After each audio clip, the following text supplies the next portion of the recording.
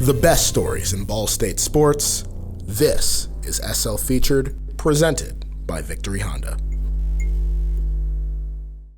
Welcome into Studio C in Muncie, Indiana for the first episode of SL Featured in 2026.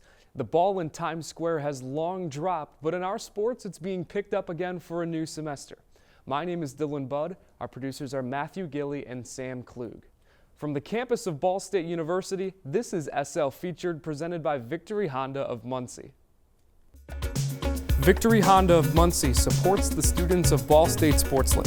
Behind-the-scenes access and off-the-field lives of student athletes, SL Featured is the home for the best stories in Ball State sports. This is the award-winning SL Featured, presented by Victory Honda of Muncie. Jawan Maxey carries a lot with him every time he steps on the floor. Where he's from, who he plays for, and why he plays the game at all. Growing up in Detroit, family and faith shaped him early, and after his father lost a battle to cancer at 14, those values grew even stronger.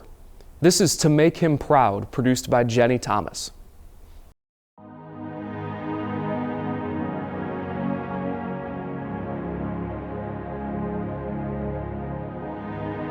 One thing that I've done is just trusting that there's some bigger spirit than you are. You're not in this world by yourself.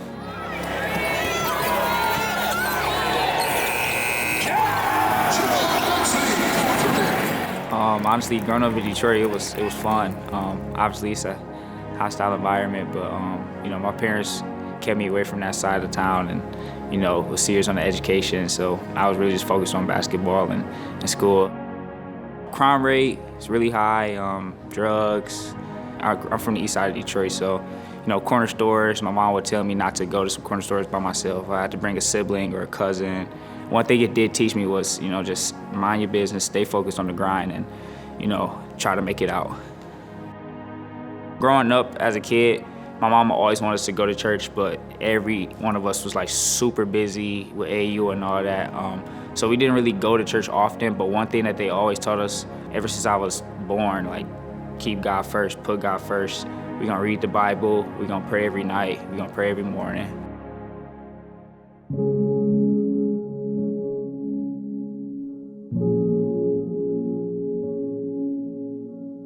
I was 14 years old when my father passed away to cancer. It was awful. We had to literally just do everything for him. We had to cook for him because he couldn't really move.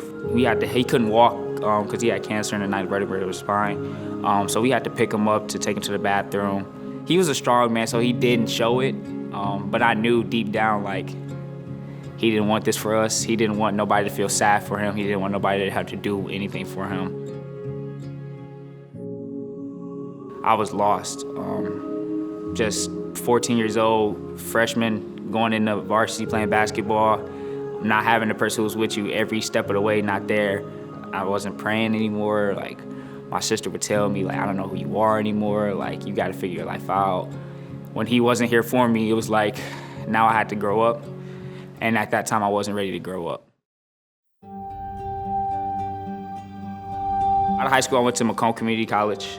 It's in Warren, Michigan. It's about probably 15 minutes away from the east side of Detroit. It was the best time of my life, honestly. The coaching staff, my teammates, we were just one big family. Knock down, Mark. Oh, come on! Yeah! But it was a grind too. Just having the people on your side, reminding you every day, like, this, you can do this. Like, we're not taking no days off. Finishing with a record of 28 wins, 8 losses, your 2023 national runner-up, making the Monarchs from Macomb in Warren, Michigan. We went to the national championship, but we lost. We were runner-ups. We won our conference, and we won the region. We made history there, and we also turned that program around for those first 2 years too, because nobody really knew what Macomb Community College was. Once I had to go JUCO, I thought it was, dang, like, is it over? But it wasn't over at all. I gained my confidence. I got tighter with my handles. Like, I got closer with God, and once you get closer with God, like, everything else just falls into place. So after Macomb, I heard from a bunch of schools, a bunch of D2s, like 4 Division I's. The one that stood out the most and that really wanted me, I ended up, once I ended my JUCO career, I committed to Youngstown State and started my Division I career. Jason Nelson in the corner. Now Maxey with 3 seconds to shoot. 1 second to shoot, puts up the 3 and knocks it down. Oh man, once I committed to Youngstown State, it was emotional. Because obviously I wanted my dad to be there, to see like I'm not wasting our time. I'm making sure that we didn't do all this for nothing. And obviously my mom, she was emotional as well, so we just like were crying like, wow, like I finally did it. The jump from JUCO to Division I it's a huge jump. Them extend their lead. Oh, look at Maxey again! The game's way faster. The players are a lot stronger. But we had a good year. I don't regret going there at all. Late to Ty Harper. In the corner, Jawan Maxey, an open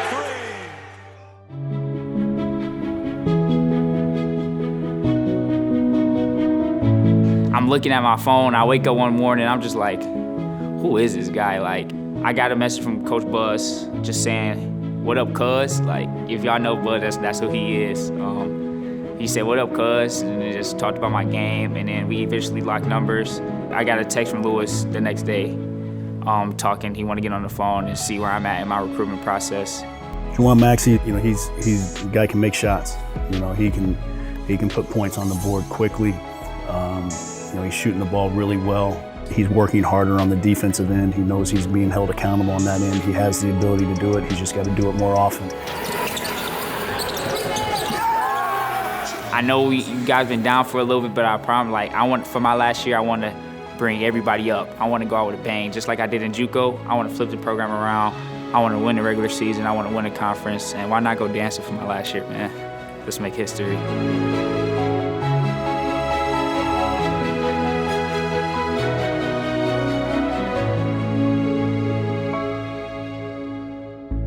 I hear him in my ear all the time, "Don't do this. Don't do this." And it's my intuition, but I know it's not just my intuition. I know it's something spiritually with me that I'm spiritually connected with him. So I talk to him. I feel his presence every day. And obviously it's a slow journey. And obviously I'm still getting closer with God to this day. But just when my pops passed away, it was just like an eye-opener, like, wow, like I can't take life for granted. And I know that I'm gonna need someone else other than myself through this world to get me to where I am. So yeah, just taking that step and just getting down to your knees and just giving your life to him, like, God, I need you, I need help, and I promise you he's gonna answer.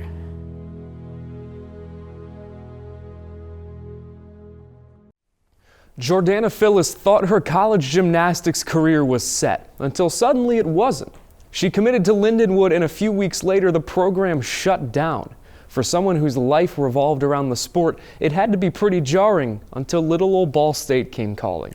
Produced by Anna Sidbury, this is Through the Hard Days, a second chance for Jordana to do what she loves. I want to walk away from my time at Ball State knowing that there's nothing more I could have done. I've gotten through the hard days, I've gotten through the amazing days, I've ended up with friends that I'm going to have for the rest of my life. My name's Jordana, and I'm from Vancouver, BC, Canada. I grew up in the middle of the city with a beach 5 minutes away and the mountains, you can go ski a half-an-hour drive. So definitely just being in Vancouver is something that I miss, but I love Muncie, and I'm just so grateful I get the opportunity to be here. I have done gymnastics my whole life. I don't remember my life without gymnastics. I hated every other sport. All I wanted to do was be in the gym. I started my training at a club 10 minutes from my house. My mom put me in Mommy and Me because I just had way too much energy. And they were like, wait, she's pretty strong, she's not bad. So I moved to the bigger gym that was 12 minutes from my house. and I got put in the pre-competitive program, and I just have never stopped. I had committed for gymnastics, like not super late, but on the later side in August of my senior year to a smaller school in Missouri. And in December of my senior year, about a week after signing day, they ended up cutting the program.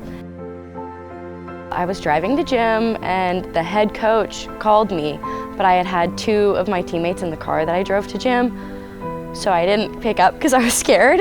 Like, she never had called me. And one of my friends texted me a Twitter release of all the programs that Lindenwood had cut, and gymnastics was on there. So I found out via text message. Lindenwood announced last week that 10 athletic programs would be cut at the end of their respective seasons, including men's lacrosse and wrestling, and women's gymnastics and field hockey. But about 10 minutes later, the head coach had called me back and kind of explained to me what the process was going to look like and how I could move forward in recruiting or not, and kind of what the next steps would be. So I was kind of left uncommitted my whole senior year. I remember actually one of the coaches at the school that I was committed to is good friends with Scott, who's one of our assistant coaches here. And they like kind of give similar vibes. And I had emailed Ball State and Scott had called me back, and I remember my first phone call with Scott being like, oh my gosh, like he gives me Sam energy, like I just love him. I ended up committing to Ball State a week after I graduated high school, so I ended up missing my actual high school graduation to come on my official visit here. But I committed on my visit. I loved it so much, and I just feel like I went through all of the hard to get here, and it has given me such a sense of gratitude in being specifically at Ball State and getting to do gymnastics in college. She brings a lot of energy to the team, especially on days where like it gets repetitive. Jordan's always there to cheer people up, or she'll just be screaming across the gym and just overall brings the vibes up in practice. She's so grateful to be here. There was a time in her life where she didn't know if she was ever going to be able to do college gymnastics because she had this opportunity, and then it was just and when the next moment it was gone, and so she didn't know what this was going to look like for her. The fact that Ball State gave her a chance, we wanted her on our team. She doesn't ever take a moment for granted. I feel like that you can see it throughout her training, throughout just the way she carries herself. She's just always happy to be here and happy to do the hard things. And I just was like, these girls are all so close, and like that was something that I wanted to be a part of. Being so far away from home definitely was an adjustment, but it was so quick for me to realize like my family is at home and they love me so much there. But my parents have always kind of been like, oh, like spread your wings, like go fly. And being here, my team has become my people. Like I will lean on them for everything. I know that I can call them whenever and they'll always be there for me, and that has made the adjustment period so much quicker. I cannot say enough good things about my teammates. I can confidently say I've met the bridesmaids of my wedding. Like I will lean on them for everything, and they'll lean on me, and we just have each other's backs. And that's something that I feel like not a lot of people get to experience in life.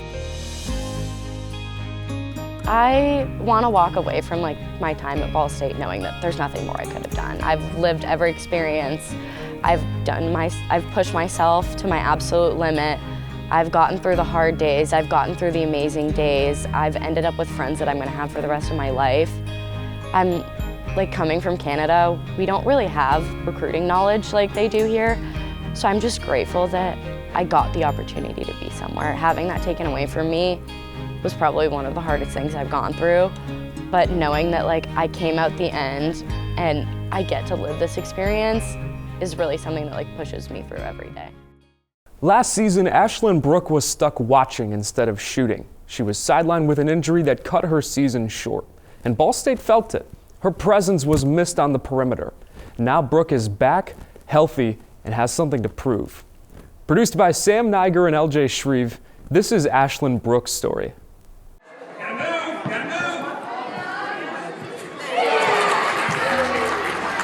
I was always going to camps, always had a ball. Like that's what I wanted to be. Was a professional basketball player. You know, you get asked when you're a kid, like, what do you want to be? I was be a professional athlete. That was me. So I grew up probably 50 minutes from Mackey Arena. So like I went to every home women's game for Sharon Versip, and I went to their camps and everything.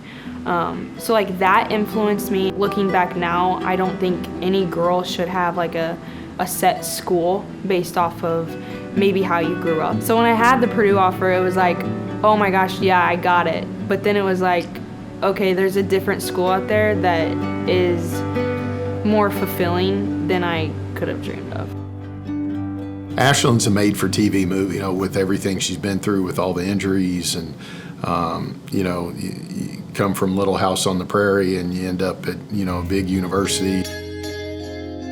It was like 8 seconds into the game, and I was on the right wing, and I drove it across the lane to the left side, and I just extended, came down. I mean, my leg popped, my knee popped. In the moment, I literally thought my leg was snapped in half. It wasn't until they told me that I tore my ACL a couple days later that it hit me that I was like, I can't have basketball anymore.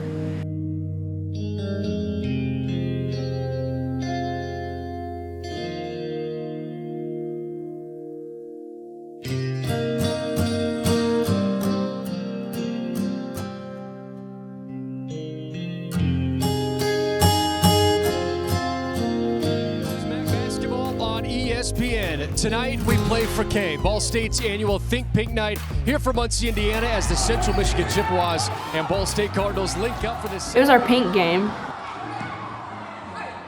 We got to wear our brand new jaws. I was so excited about it. I got in at the end of the game, and I just, it's weird because I look back on film and you wouldn't think anything happened.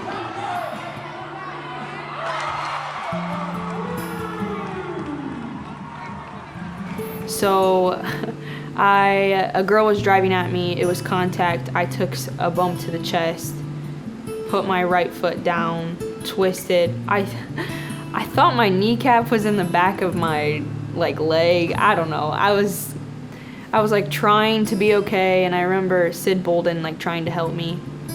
And it was just in that moment, I was like, I did it. There's something majorly wrong. There's a pit in your stomach because you just know, you know what's coming. And in a weird way, when you've had multiple knee injuries like this, I think clearly physically it's harder, but I think because you know what's coming, man, that can really mess with you.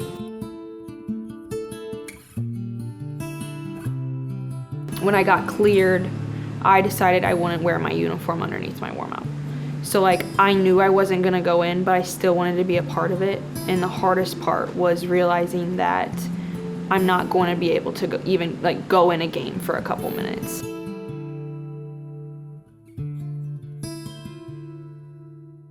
I think at the end of the day, I think of the 5-year-old dribbling a basketball. Oh my gosh, I might get emotional. Dribbling a basketball like with my dad. Like I always dreamed of doing that, and I feel like I owe it to the game to keep going. I feel like I believe I can do it.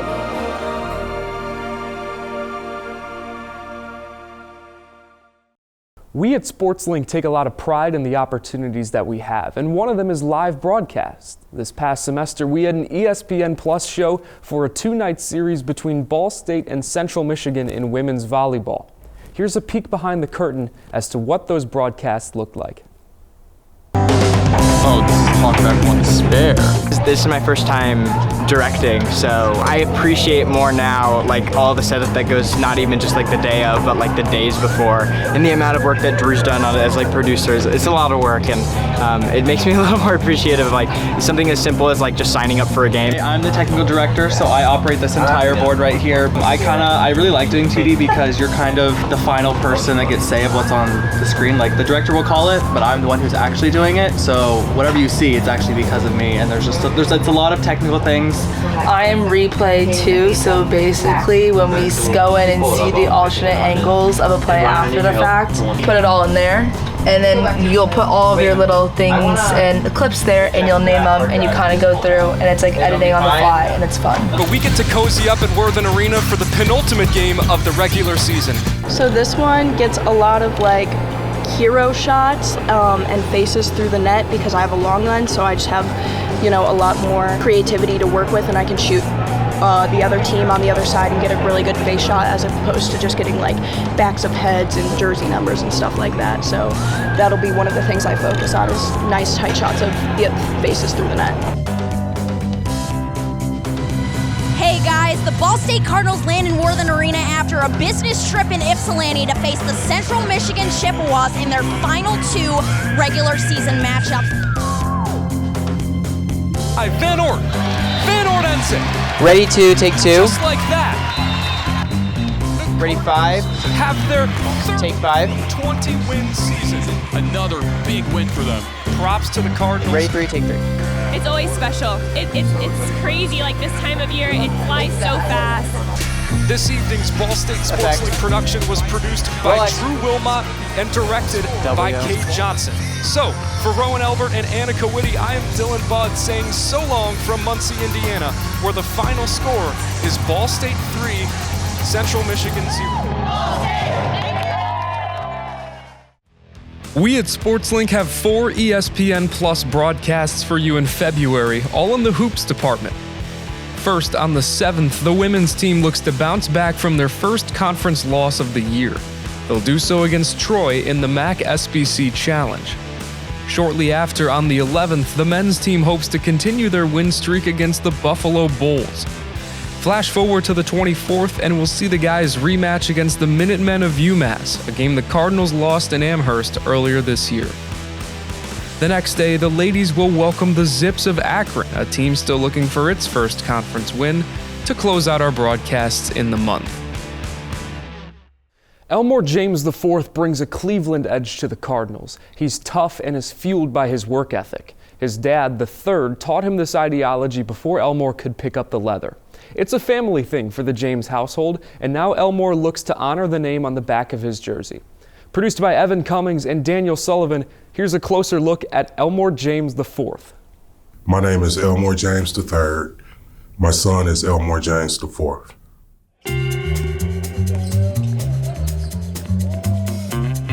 When Elmore and his twin, when they were born, my wife wanted to name them something close and similar. My dad told my mom how he wanted to keep the name of the family. They had a kind of big argument about it.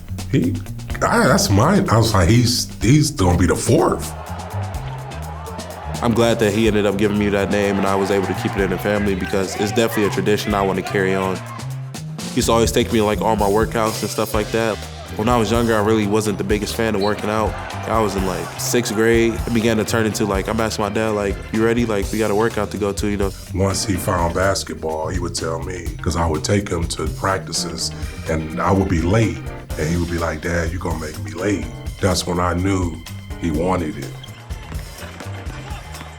The more I worked out and the more I began to take the grind more serious, that's when I could see a big difference in the way I was before when I didn't really like to work out as opposed to when I began to embrace it more. He just tells me how proud he is of me. I always tell him to stay positive with whatever's going on, whether it's schoolwork, basketball, winning or losing. I would say he instilled the hard work factor into me first before I like really got into basketball. It's always a foundation where you can grow, and then if you need to talk, just let us talk to us and, you know, be open and we right here for you. For me to be able to win in front of my family and friends, like that would mean the world to me, and it would definitely be something I would love to do, especially on my way out for my last year of senior year. My wife asked him about it as he was getting older. I want to name you this, and he was like, nah, Ma, I'm glad you didn't try to do that because I'm the 4th, this is me. It's definitely something that means a lot to my family. I try to just be as successful as I can, just repping that name on the back of my jersey. Whenever I'm out in public, just trying to represent my name the right way too, and just live up to what that name has done in the lives of a lot of people so far.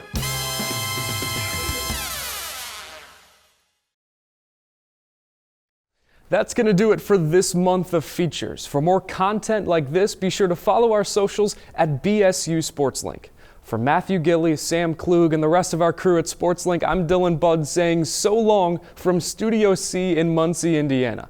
Thank you for watching, and we will see you next time.